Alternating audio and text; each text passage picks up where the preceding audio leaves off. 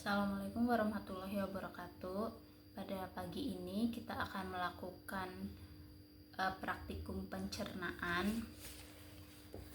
Praktikum pencernaan ini tujuannya yaitu dapat mengurutkan bagian sistem pencernaan. Kemudian alat dan bahan yang digunakan yaitu gambar, kemudian alat tulis. Cara kerjanya kita hanya mengurutkan bagian-bagian dari pencernaan. Saya sudah mengeprint bagian-bagian dari pencernaan. Jadi bagian-bagian pencernaan itu bisa kita lihat ya. Pertama ini ada mulut. Kedua nanti ada esofagus. Ini. Kemudian setelah di esofagus atau di sini kerongkongan, terus ada lambung. Setelah lambung ada usus halus, kemudian usus besar, ada rektum dan anus.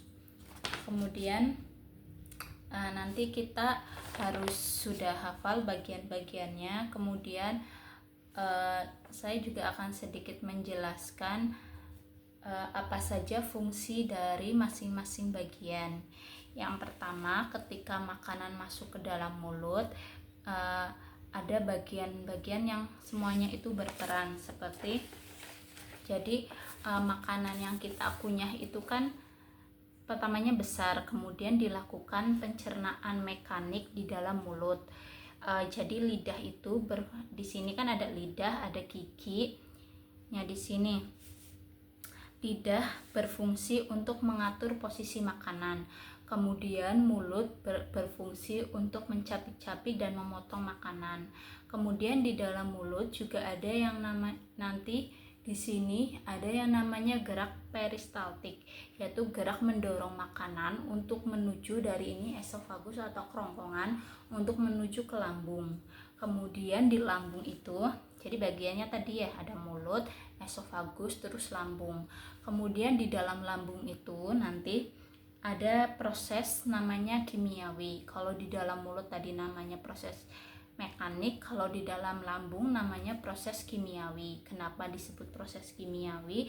Karena di dalam lambung itu nanti ada banyak enzim-enzim yang digunakan untuk mencerna makanan yang telah dihaluskan tadi. Jadi zat-zat itu dinamakan enzim. Enzim itu dihasilkan dari kelenjar pencernaan. Selanjutnya zat ini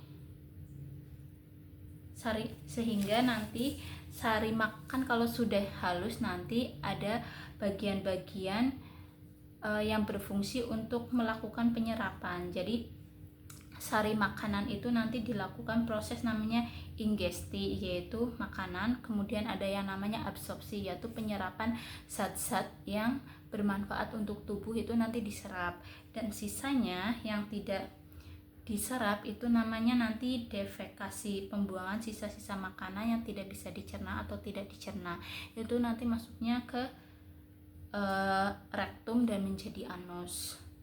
Kemudian saya ulangi lagi, jadi bagian-bagian dari mulut itu bagian-bagian dari sistem pencernaan itu ada esofagus, kemudian ada mulut, ada esofagus, ada lambung, ada usus halus, usus besar, rektum dan anus, dan organ-organ lain yang berperan dalam sistem pencernaan seperti hati, empedu dan pankreas.